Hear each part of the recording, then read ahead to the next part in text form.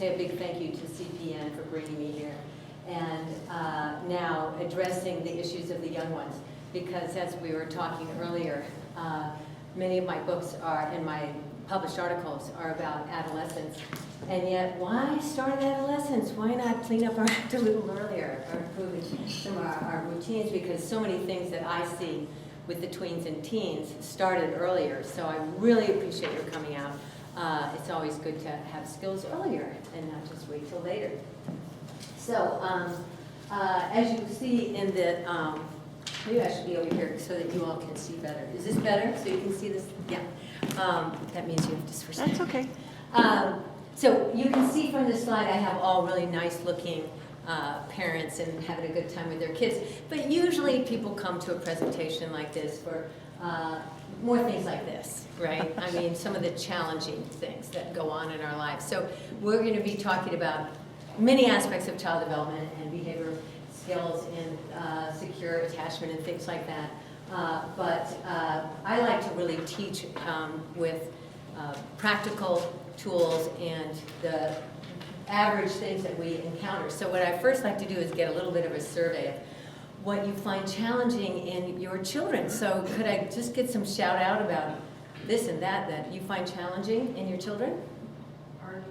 Arguing. We're going to cover that with Ramona. Good. Yes. Resistance to doing things like chores or home. Right. Non-compliance, we call it in the trade, right? Okay. Yeah? Emotional intensity. Yeah, intensity, sometimes willfulness or meltdowns or tantrums. Okay. What are the ages of your children? 6 and 3. Okay, good. Building confidence. Building their confidence, right? Empowerment. Yes. Testing limits. Testing limits, right? Rebellious and so forth. Yeah. Separation. Separation, absolutely. Very important, whether it's daycare or camps or just going to an activity. Yeah. Anything else? Yeah. Talking sassy. Talking sassy. Okay. Anything else? Civil rivalry. We got Ramona coming up. Yeah. Anything else for now? Okay, so this is what I usually find is the list.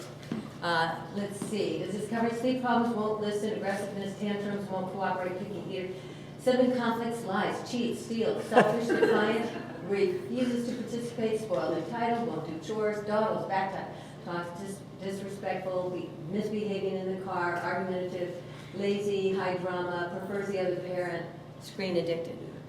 Does that cover it? Okay. It's all in the book because it takes about 10 hours to do all those things. So what I'm going to do is cover some of them and then leave it to you in the Q&A to bring up what's important to you. Okay, so the approach that I took with this book that I just came out in August, which is called Getting to Calm, the Early Years, is having 7 chapters that are the biggest predictors of success in adolescence and adulthood, okay? So each one of these chapters, or each one of these subjects, has its own literature that shows and proves that if you build this, you are going to get good outcomes. Now, when psychologists talk about positive outcomes, we're always talking about the same stuff. We're talking about high achievement, doing well in high school, going to college, getting a job, keeping the job, good relationships, friendships, romantic relationships, psychological health. That's what you'll hear this all the time on the Today Show or whatever, positive outcomes.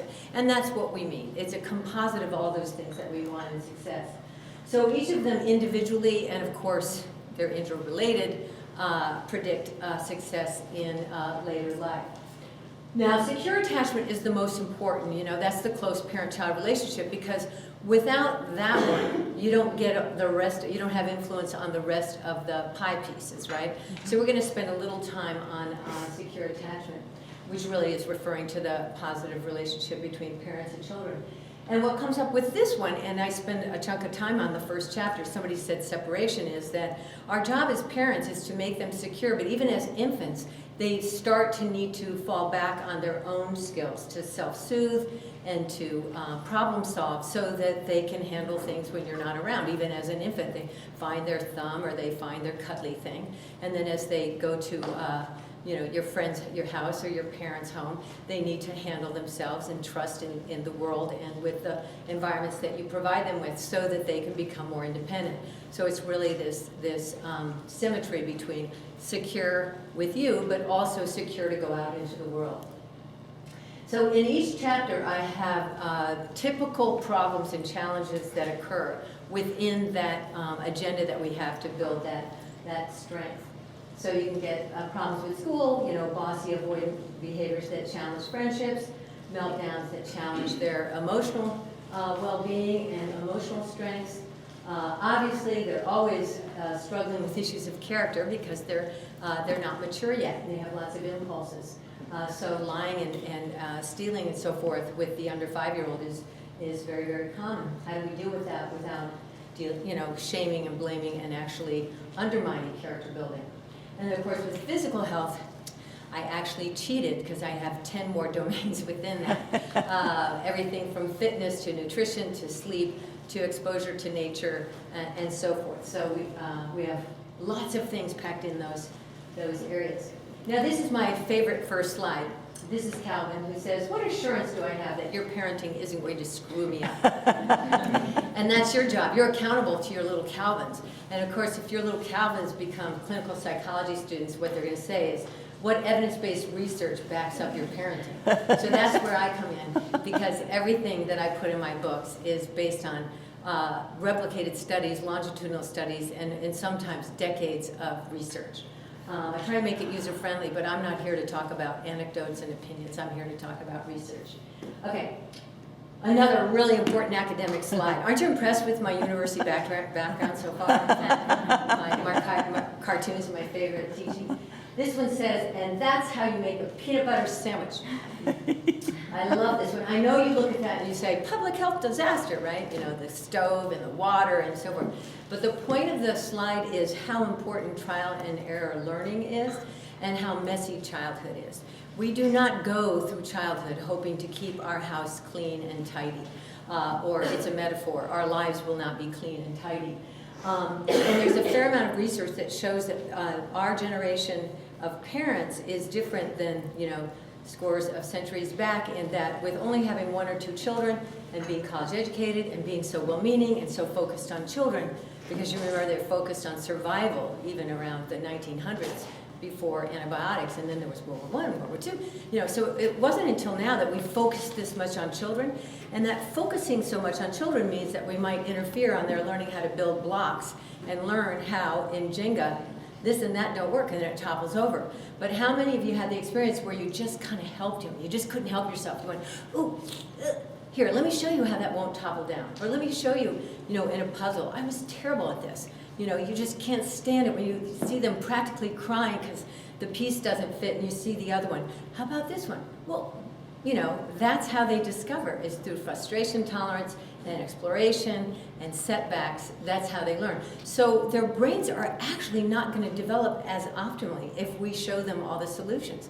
And of course, this you can extrapolate into later years, that if we're always rescuing them and solving their problems, buying them a new toy every time they break the toy, they don't learn how to delay gratification, how to cope, how to have a bake sale, solve that problem of, I broke the toy, I'm going to buy a new one with my own solution. So messy, messy, messy, and we've got to almost control ourselves from helping so much. Another super important academic slide. This little girl says, I would share, but I'm not there developmentally. Now, this one is about how important it is to have realistic expectations. So a 3-year-old does not share naturally, right? And there are many, many things that are not appropriate to expect of a 3, 4, 5, 6, 7, 8. It's like, why do kids lie when they're 5? I love that question. It's my favorite question. You know the answer to it. Because they can. It's so great. Mm-hmm. Did you take the cookie? No. Okay. You're out of trouble. Hey, lying is fantastic until they find out that it's not, and that takes some encouraging, some explaining, some repetition and so forth. But the cool thing about preschoolers is they're not as complicated as tweens and teens, having done that work. And if you have realistic expectations, you spend your precious parenting time on appropriate things in the appropriate ways, instead of, let's say, spanking a 3-year-old for not sharing spontaneously. That's what I like about parents of preschool. They kind of know naturally, not appropriate. You nudge, you cajole, you show, you encourage, you might have a meltdown, whatever, they happen, but it's really nice to know that actually kids can do things with conditional responses, like saying thank you and no thank you and please, but that's not learning the rule. Rules are actually not understood until 5, and that's why 5 is so cool. 5, 6, 7 is a cool age because they learn about rules. Rules require syllogistic logic. There is a friend coming to my house. They don't have toys. I have toys. When friends come to your house, you share toys. That's syllogism, right? 1, 2, 3 logic. So you can get kids to do things that you want, but they really don't apply the rules until 5. And that's why, you know, we are just so kind and compassionate to 3-year-olds that don't do things that we want them to do because we sort of understand that. And then by 5, 6, 7, that is school age time, they really start to incorporate rules and apply them. In fact, as you know, some of you who have older kids, what happens with the younger ones? They just bring out the frying pan about rules. This is the rule, that's right. When you have a 6-year-old and a 3-year-old, they love to lord it over them, right? Because it's almost uncomfortable when people aren't playing by the rules. All you have to do is go to a schoolyard and see children that are not playing by the rules and kids that are, and how they handle that. Of course, they need social skills for some of that. Okay, now we're going to talk a lot about child development and parenting tools, but it's really, really important to talk about children have many, many personality differences. Duh, you already know that. But it's amazing in the 60s and 70s, 80s, some a little even to the 90s of last century, people acted like it was a one-size-fits-all thing. Everybody should use timeout. Everybody should do this. Everybody should do that. You know, even with the breastfeeding schedule should be, it's ridiculous. Different babies need different things, and that's what is, you know, so important about attunement and what is now called wise-mindedness, which I'll explain later. It's a concept about using your intuition. But based on a variety of these, and I have a whole section in my book about temperament and the challenges for parents and what to do with different excesses or deficits in any of these things, is that it really determines the parenting tools that are helpful with your different kinds of children. But you see that continue where some kids really have won the genetic lottery. They're pleasant, they have just the right amount of anxiety to do their homework but not have a meltdown. You know, they're easygoing, they're adaptable. And some of our kids are a little less of that, and that would be in the middle. That you might have an optimistic child, but he might also be impulsive, or you might have a very rule-bound, well-behaved child, but she's also a little anxious and avoidant. So depending on that little stew pot of genetic expression, you know, you'll use different parenting approaches that will be effective. And all the way down to having a lot of temperamental challenges, which you'll probably need to hire a child psychologist somewhere along the line, if you have everything on the left side. Okay, so I love to teach with examples. So we're now going to talk about Ricky. Ricky has that problem. He's got temperament issues, and his parents are also not working as a team. But here's, you know, I've seen, I don't know, maybe 1,000 Rickies in my time, having been in practice for 4 years. But it's a pretty typical little group, oppositional, non-compliant, back talk. So this was some of what you're dealing with, and here's Ricky. Now the other challenge is that when the parents came in, they talked about home being a battleground because there are lots of arguments, lots of chaos, and mom is described as touchy-feely by the dad, and dad is described as being general patted by the mom. Now, I always say the word polarize is a verb, again, duh, but it's really interesting how parenting problems emerge over time, because many times parents start out fairly similar in their values around child rearing. In fact, if you go to a premarital minister or counselor or something, it would sound like you're on the same page. But personalities drive you apart. Like the touchy-feely one, who's always talking about feelings and feelings and feelings, will really repel the taskmaster one, the hardliner, and he'll go, discipline, discipline. And the more he says discipline, discipline, the more touchy-feely she gets. So they drive each other apart over time. And, you know, we always say, you know, that if you just split the difference and went to the middle, it'd be great. But our anxiety and philosophy around child rearing and so forth do not allow people to do that in a rational way, or things would be a lot easier. So we're going to learn about how to help this family. But first, let's go to some core curriculum. A really simple concept, but the hardest one in the world to operationalize. And that is, when any of us need to change, Ricky needs to change. Are we all agreed on that? You know, home is a background. He doesn't do anything his parents say, and he screams and he yells and he tantrums. And the morning routine, the evening routine, everything is sort of thrown out the window. Of course he needs to change. But as with all of us here, some of you need to exercise more, cut down on alcohol, get better sleep, unplug from your email at night and play with your family. Yeah, we all need to improve something. But when somebody says, you need to change, and then complains and criticizes and tells you how, does that work? Right? No. So in all behavior change, whether it's with ourselves or another loved one, even Ricky, or especially Ricky, we've got to start with a bedrock of acceptance. And yet, as rational as that is, as you can see from this home I just described, it's very hard for them to go home with an open heart because of all those bad habits. So even though this is still required, harder to do than it sounds. So we need to come from that warm, loving relationship before we work on the discipline. Okay, this will become more obvious as we go along. Okay, so this is my pie chart, but I'm happy and proud to say it's completely unoriginal. And in psychology, that's a good thing. You want me to say, this has been borne out 50 years, which it has been. Parenting programs all over the world, Incredible Years, Triple P, I could go on. And I mean literally all over the world. I was in the middle of Malawi, which is a little country, a little nation in the south of Africa, and I looked over at the school counselor's pile, and there was, you know, Incredible Years. So I'm so happy to tell you that this is all over the world. And this is the pie chart that tells you the optimal way of parenting, which is mostly positive. So I want to go, see this first chunk, which is the bold. Listening, empathy, responsiveness, secure attachment. Okay, and then the stripe is you have an agenda to help them learn how to brush their teeth on their own, get their day packed, you know, get in the car, cooperate with the seatbelt and so forth. And you do that with praise and encouragement. Okay, we do have an agenda to manage their behavior, but most of that is done with collaborating. Oh, do you want to, you know, put on your coat first or your shoes second? Give them lots of choices. And stay positive.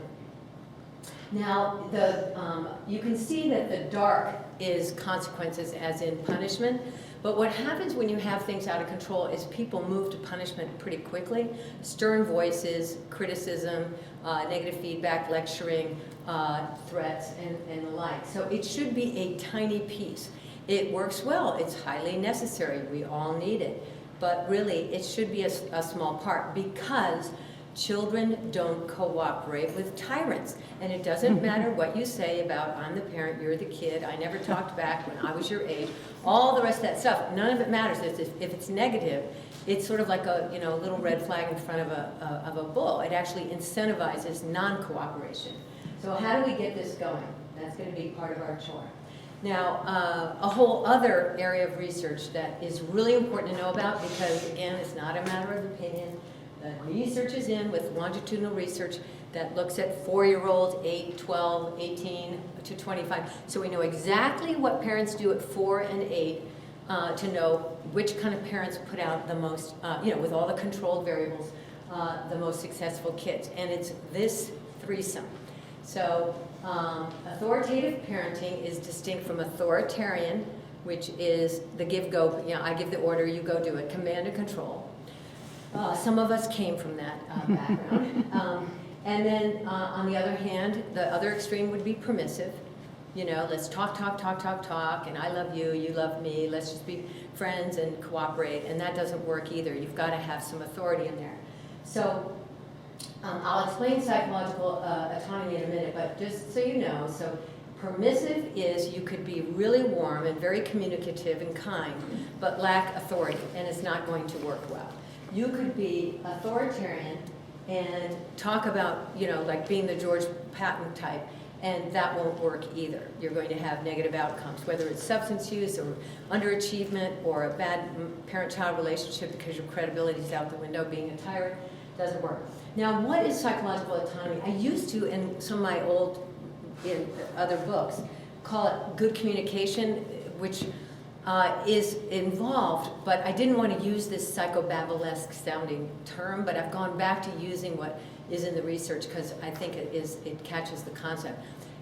Put in English and put simply, it's you're putting your focus on controlling behavior, not thoughts and feelings. Okay? So when your child says, you're the meanest mom, you don't say, no, I'm not, I'm nice to you, don't say that, that hurts my feelings. That's a feeling, you're the meanest mom, or it's a thought.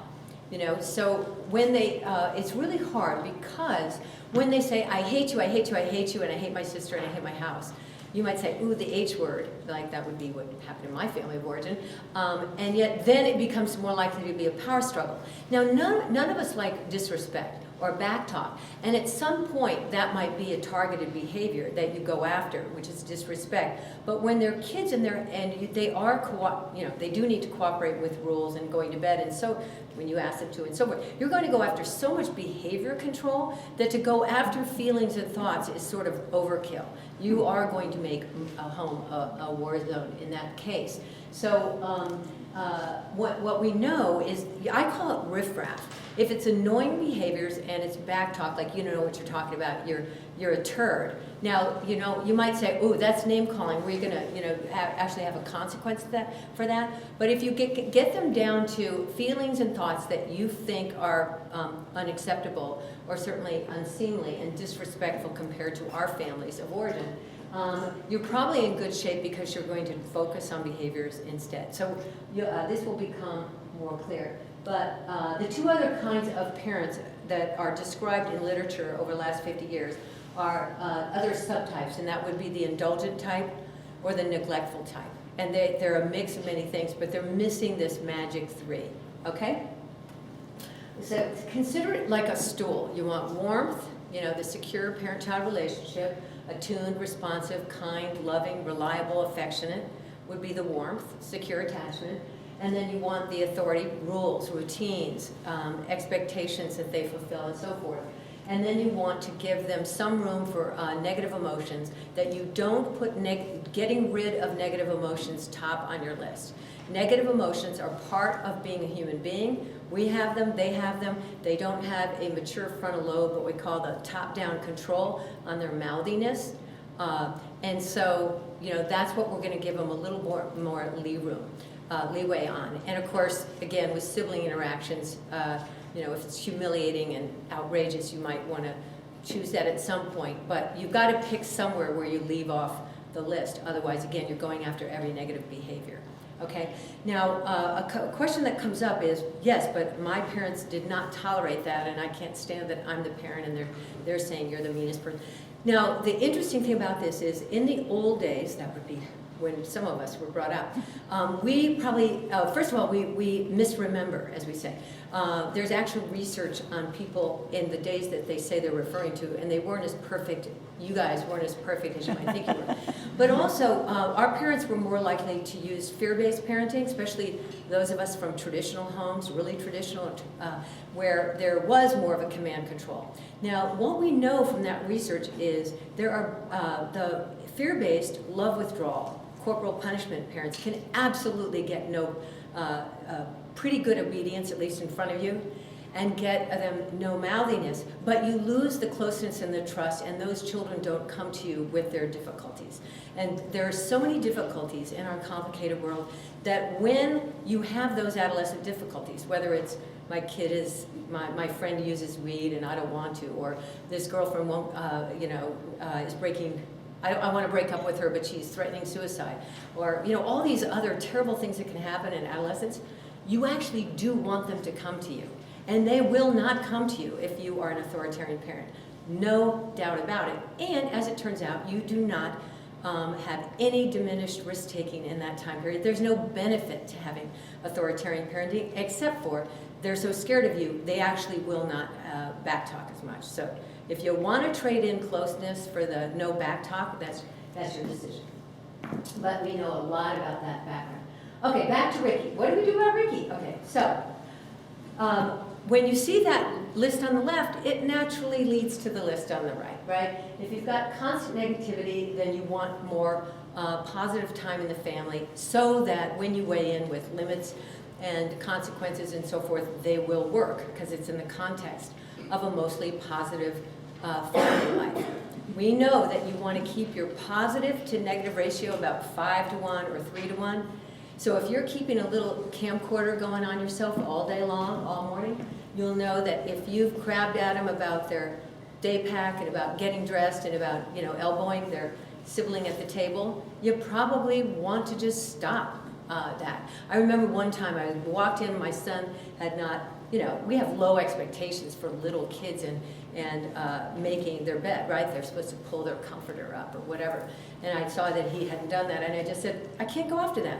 So I remember it like yesterday, because my father, well, I love my father, but he was more the command control type. And I remember saying, oh, if I'm going to keep a mostly positive to negative ratio, I can't go after everything. I'm going to leave that bed alone. Now, this is what's complicated about the books versus real life, because you're saying, what about consistency? I'm here to tell you, the more important principle is keeping a positive relationship with your child, that ratio 3 or 5-to-1, because otherwise you have no influence. So that is even more important than consistency, okay? So we can talk about all kinds of examples, but we have got to get General Patton to lay off his constant roar, or he will have no influence. So that's a big challenge for him. We're going to pick battles, that wonderful grandma rule, pick your battles, so important. That's what she was talking about. Pick your battles because you can't be mostly negative, okay? Talks back, we're going to talk about planned ignoring. We're going to non-compliance, we're going to talk about incentives for cooperation. And with polarized parenting, we're going to talk about how those parents have got to come to the middle, agree on what the targets are, and agree about how they're going to organize their family life. Okay. What do a lot of parents do, but it's not effective? What do we do more than anything to influence our kids, and we know it's not effective? What? Yell and talk and lecture, right. And we'll get back to timeouts in a minute, but for sure it's a la la la la la. That's our biggest problem. We had this really big fantasy when we had babies that if we were reasonable and loving and kind, and we talked to them about our expectations, that they would comply. Crazy. They're little kids. They're impulsive. They want what they want when they want it. Didn't you know that? They want what they want when they want it. So it's hard for them to comply with the system that we have at home. Okay, here's a great, I'll stop whining when you stop nagging. Is that brilliant? We think we're so right when we say whining. Talk to me in a voice that I can hear. But if we're nagging, we just gave them a whole bag of Skittles, right? Because all talk, all attention is reinforcing, right? All talk, all attention is reinforcing. So by whining, we're even making it more, nagging, we're making it even more likely that they're going to whine. So whining is a perfect example of a time that we should do planned ignoring. Notice that wonderful adjective. We don't want to ignore them because we're mad at them. That wouldn't work. That's called love withdrawal, and they kind of know there's something up with that. But if we're just busy and they're whining, I want more juice, and you kind of ignore it, and then they stop for 4 seconds, you say, oh, would you like something? Use your big... That's when you say use your big girl voice, not use your big girl voice, because you just talk to them after they whine, right? And then it becomes a power struggle of, are they going to use the big girl voice? So planned ignoring is really underrated. You know this one, right? This Larson. So a guy is talking to his dog about the garbage. Ginger, stay out of the garbage. It's not recycling day. Stay out of the garbage. And then, of course, all the dog hears is blah, blah, Ginger, blah, blah. Why do you think I put this up there? Because most of the time, if we're doing the chatter, and I see it in my office all the time, as the parents talk, as their kids are doing all these things that are actually perfectly reasonable for a 5-year-old. If they're rolling on my rug, like right after 20 minutes, who cares? But it's saying, that's not appropriate, and that's not appropriate, and good job, blah, blah. The kid doesn't listen to anything. It's just chatter. So we need to plan what we talk about. Because with Ricky, that's Ricky, this is Mom, And what he hears most of the time is blah, blah, Ricky, blah, blah, Ricky, right? So I learn so many things from my patients in AA. This is from AA. I know you think this spells wait, but it's a slogan. You know, AA, they have the one day at a time, and Easy Does It. They have a bunch of great slogans. This one I love. W-A-I-T. Are you ready? Why am I talking? Do you like that? Isn't that good? Why am I talking? No, you know what's so interesting about this is my husband, when I'm sort of inappropriately going on and on with kids at the table, he would kind of just go, look like a root canal, because he'd know, why are you talking? And when he is engaged, and I know, we're not supposed to do that, right? That's called a triangulation, undermining your spouse. But what's amazing is how brilliant you are as a parent when you're looking at the other parent doing it wrong. You notice? So, it's not good to go W-A-I-T to your spouse, but you'll want to help him out or her out, because so often when we're engaged, we're flooding, we're emotional, we're going to talk about that, and we're not very insightful about W-A-I-T. Okay, so the first thing we got to do with Ricky and many families that feel like the home is a war zone is reverse the bank account. It's very helpful to think about those positives and negatives as a bank account and what your level system is, because I have got to influence this family to increase positives so that the structure and the limits and consequences and so forth are affected. So we literally need to make it upside down. Now and this of course is to remind you of that. If we're going to make it 3/4 positive, there's an overhaul from the get-go. Go out and play. What is this, 1962? So, having fun times with your child, or here's one, quality time, do I have to? Now with digital, and we'll talk about digital problems later, some people say, look, I'd love to play with my kid, but I can't pull them away from the screens, they don't want to go outside. So it can be a challenge. Another reason why I love talking to parents of young children, because it's so much easier to create positive time with toys, with outside, with many of your brilliant ideas for play. But obviously this is a really big challenge for me with General Patton, because that makes me sound like a softie, right? It makes me sound like I'm on the side of all those gushy shrinks that they dread thinking about when they come in for a first session. So I have to be very scientific with General Patton to say, believe me, I want structure like you would not believe. I err on the side of structure and strictness and routine. I'm conventional that way. But we can't get away with that without first having a mostly positive relationship. So I have a huge job with General Patton, because I don't want to be thinking that I'm like with just the touchy-feely side. But Mom has a point too, obviously. Okay, so we're really going to increase that for a while so that we have influence on the rest. Now, the next thing is, once you have an irritating little, kid like Ricky, when he screams or when he demands or when he's acting like a brat, it's so easy to give him attention. But that old statement that we get from preschool teachers, catch them when they're good, that's what teachers are brilliant at. They're in their education school, it's just like, find them when they're good and praise. Do not just say, Ricky, keep your hands to yourself. Jeremy, stop, nudging Sally. They don't just go after negative. It's giving them Skittles. All attention is reinforcing. All attention is reinforcing. It's super hard. Parenting is, most people I know say parenting is harder than their day job if they have a regular job, because people behave themselves a lot of the time at your work settings. Not all the time, but most of the time. Because they're adults, they have a frontal lobe, they can control themselves.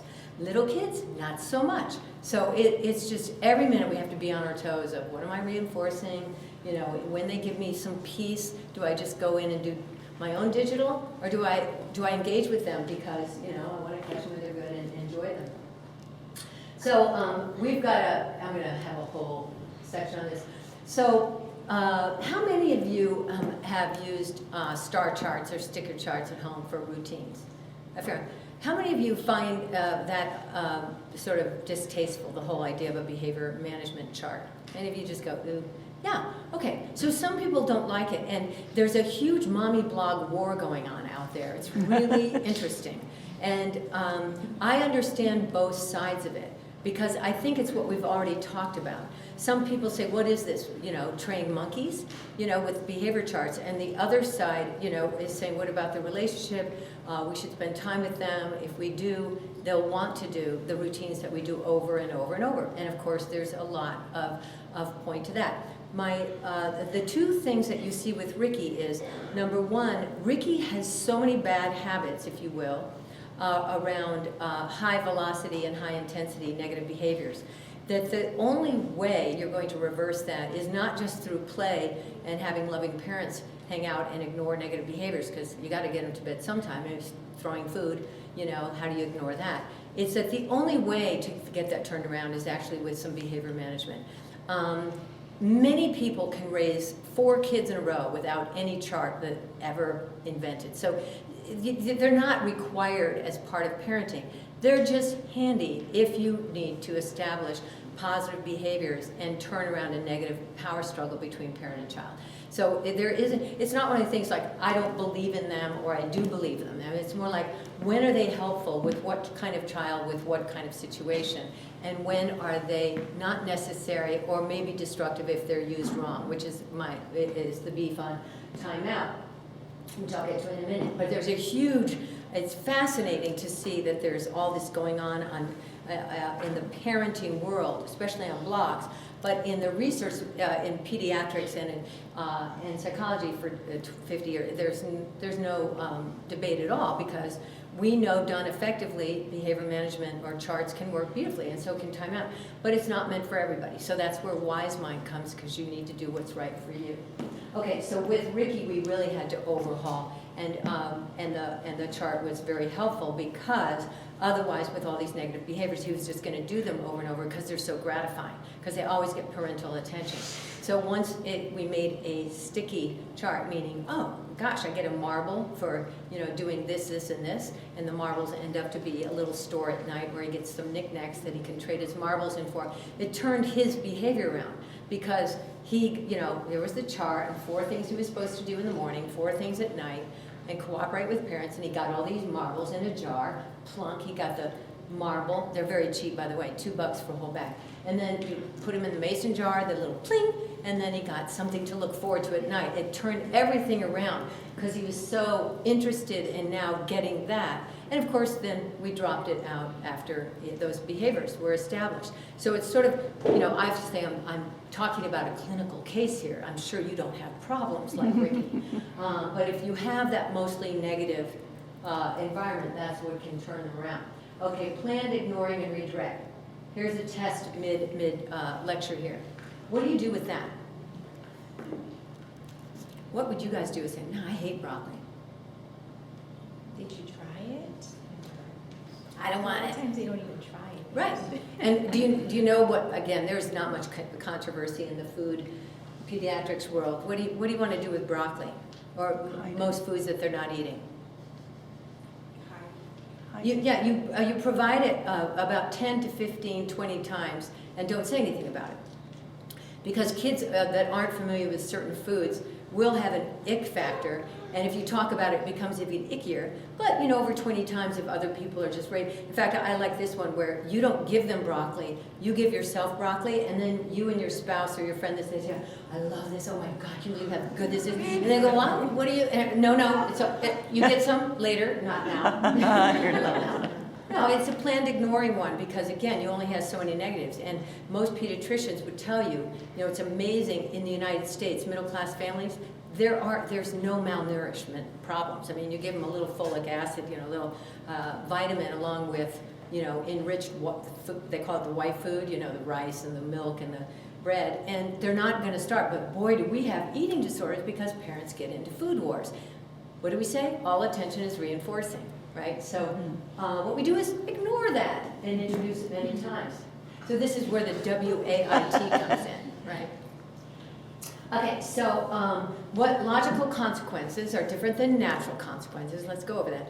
So a natural consequence is something that naturally occurs to shape your child's behavior, and you don't have to do anything. It's the greatest thing in the world. So your child breaks their favorite little touchscreen toy, and what do? Do you buy them a new one? No, it's a natural thing. They learn to be more careful with their things by a natural thing. They have to maybe wait till their next birthday or, maybe earn it in a certain way depending on their age. It's a natural consequence that we just don't buy something new when they destroy it, especially if it was intentional. A logical consequence is similar, but it's what we do that's you don't ground them from a friend for 2 weeks because they mouthed off to you. Wait, that's a social restraint on mouthing off to you.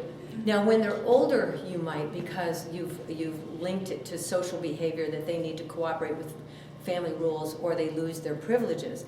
But we really try to, so if they leave their bike out and it gets stolen, because they didn't put it in the garage, you'll do something that relates to the bike. They have to earn their next bike or they have to wait for the next bike. But you don't ground them for leaving their bike in the front yard. So it's really trying to make it logical, right? So if they leave their sweatshirt at the soccer game 3 times in a row, you'll have them go to the secondhand store and get an attractive, it's a logical consequence for the fact that they weren't careful. So we need to think a little bit about not being one-trick ponies and pulling out the same punishment for every misdeed.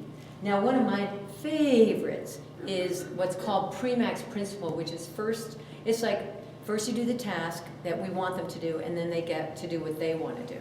You do what I want you to do, and then we do what you want to do.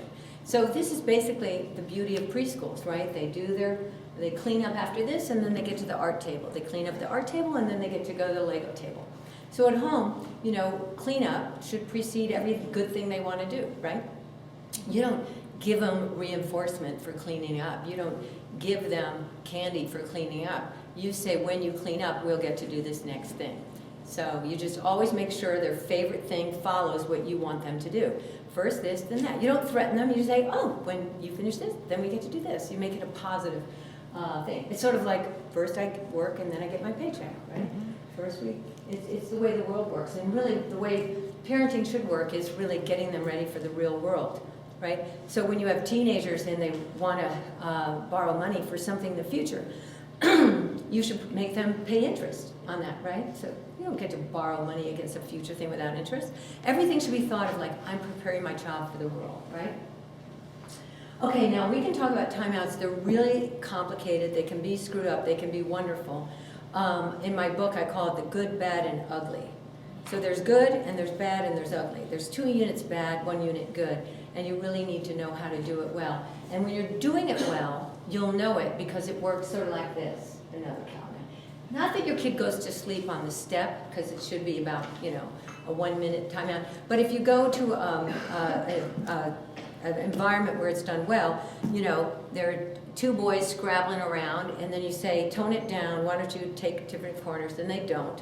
And then you say, this is that reminder, you might need a cool down, right? And then if they don't mind, you say, take a minute on the step, because you didn't comply with what I said. And then they sit there and then they cool off. It helps them sort of settle down so they can hear you better.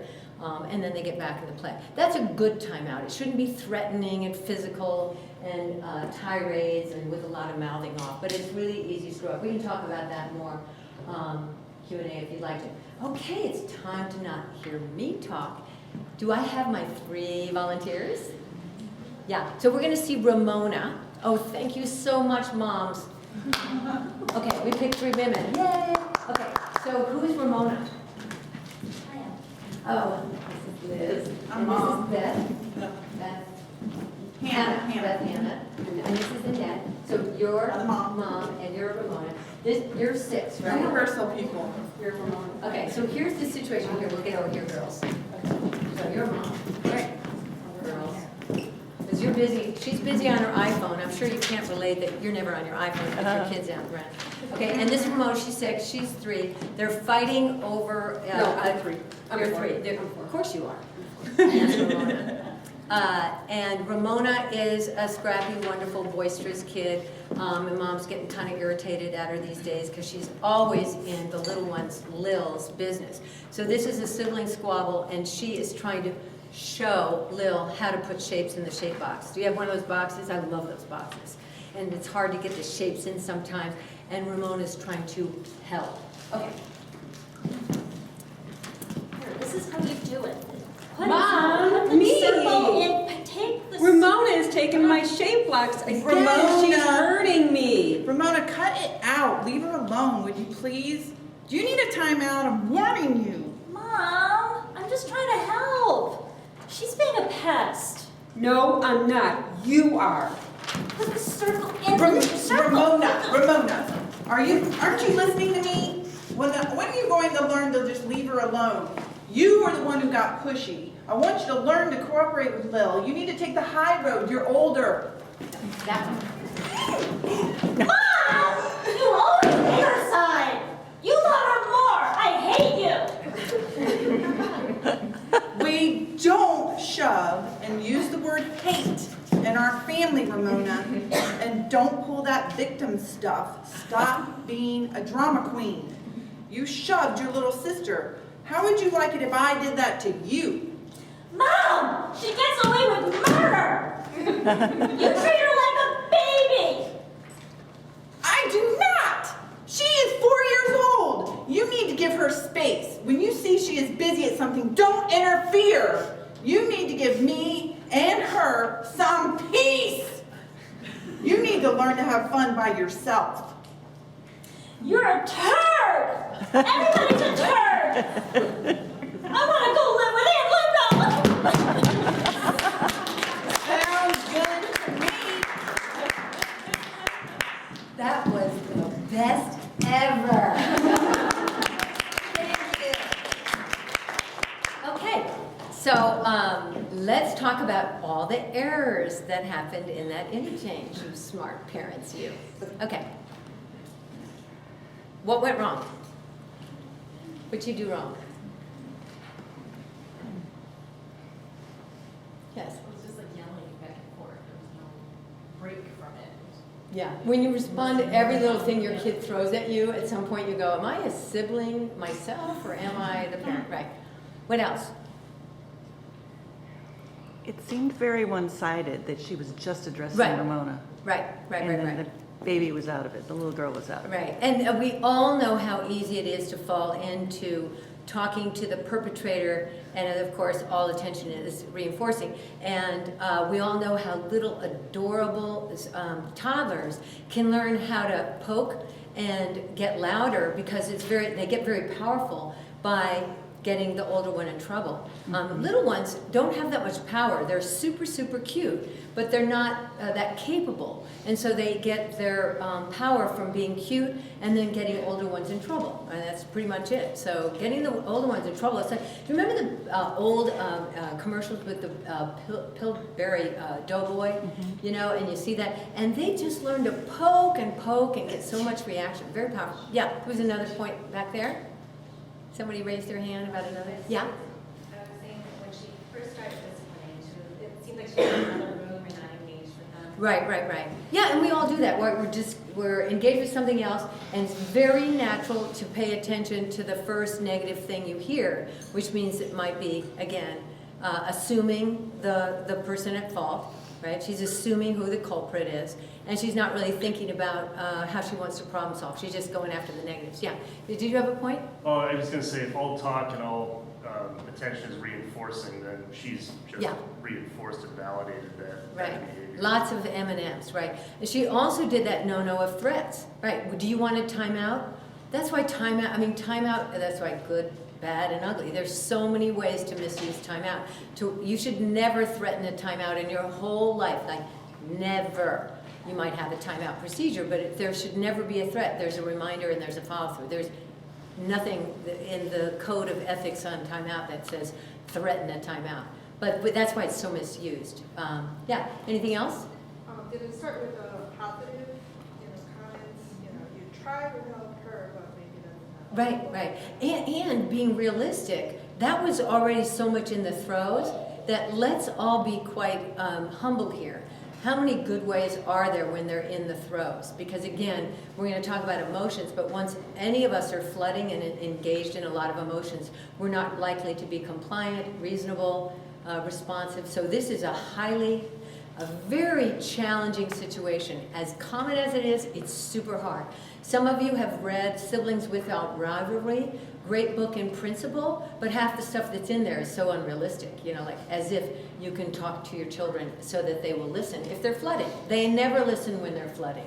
We don't listen when we're flooding. The whole way the brain operates when flooding is we can't hear in conscious thoughts. So this one is highly, highly challenging. There was another point, I think, in the back? Yeah. But it seems to me that Ramona, I mean, this wasn't just like this one incident. It seems like there was some stuff building up already. Yeah, poor Ramona. Poor Liz. Where'd Liz go? She played that so well. Liz, you did that so well. That's why you know that, because Liz is so put upon. You treat her like a baby. You like, many of you who have toddlers, have you noticed how adorable toddlers are? And then you got a 6-year-old or a 7-year-old. They're kind of right, you know, that we probably give more positive attention to the cutie pie. So there is some baggage. Absolutely, that is part of why she is spouting out the turd stuff. Yeah, there was one more. I have probably a very stupid question, but I have twin 5-year-olds. Yeah. And they're shoving each other. Mm-hmm. And sometimes I'll say, do you two need a timeout? Okay, so never threaten a timeout. No.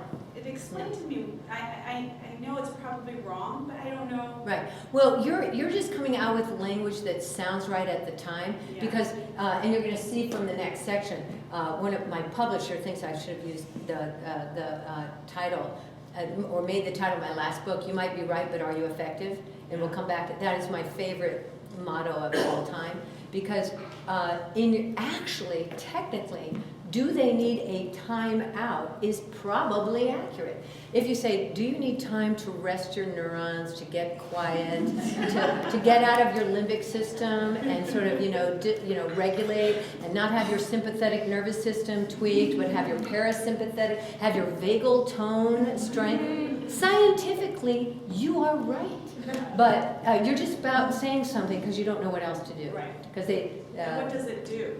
Right. I mean, you notice they didn't say, good idea, I think I'll sleep under this little tree over here. It's not effective. It's not necessarily damaging, it's just. It's just, over time, nobody can damage their kid with some silly threats. You're just needing a new tool in the toolbox. But like I said, it's filler because you don't know what else to do, right? Do you need a timeout? Because of course they're not going to say, yes, Mommy, I do. And it gives timeout a bad reputation in case you want to use it in the good way, which is more of this really, thing where you say, I think you need to calm down, and they do it, and then they pay it off, and they get back. I mean, when time is done well, you know it because they pop in and they pop out happy. If you don't have it, it's not done well. Okay. Now it's a little scrappy getting it up and running because to get them to comply with the stare, you might have to have them in their room because that shows that you mean business. And then they go with the chair for 1 minute because they don't want the drama in the room or whatever. So it could be a little bit hard for 3 days. It's sort of like sleep management. It could be hard for 3 days and then great for 10 years. So the payoff is pretty good compared to yelling and having power struggles. But probably if they're shoving, and it could be twins, it could be any siblings. Like I said, they're probably flooding and they're not going to listen anyway. So it probably just means that you want them to go to their rooms. Hey, time to just chill out in your rooms, which is really not really a timeout per se. It's divide and conquer. It's just like they can't play together. And I think we're really, really unrealistic about the desire to have our children play nicely with one another. And in the old days, there'd be 5 kids over about 7 years, and they'd be in the barn, and half the stuff we don't know about. And then people didn't complain about sibling rivalry because it was off in the barn, right, or out in the North 40. So we have kids inside more, and we have more unrealistic ideas. So depending on how old they are and their temperament, sometimes their gender, you will hear from some of your friends that, oh, my 2 daughters play beautifully together for hours, and you go, what about that makes you attractive at the school auction? Because nobody likes you. I'm saying all that. It might be true, but it's like having one of those sunny genetic lottery kids. You don't want to spread it around because it's really not that many of us who have perfect children that play nicely all the time. Most of us have kids like yours. And it's a matter of maybe seeing when, early intervention, seeing when it's about to go south and saying, okay, it's that time for reading. It's not even punishment. It's just like, okay, we're time to play and time to read. So you can get it early. And, you know, even though that book, like I said, Siblings Without Rivalry, we have great ideas about some, you know, I put it like this. Sometimes you'll go in and say, okay, boys, let's just take some time. What do you feel? What do you feel? Now those are valid feelings.